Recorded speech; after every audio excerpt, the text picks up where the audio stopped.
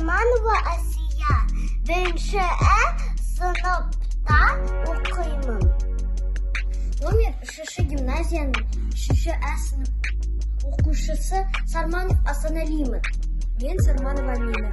Мұрагер мамандырылған мектеп лицей-интернатының 5 сынып оқушысымын. Асанали, çok kitap okuyoruz.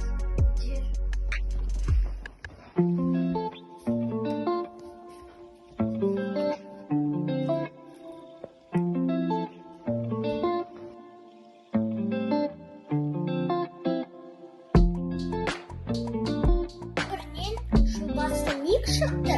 Хәли, ол шыққан бөлмеде қара мен сары аралас түсті. Шкаф сары аралас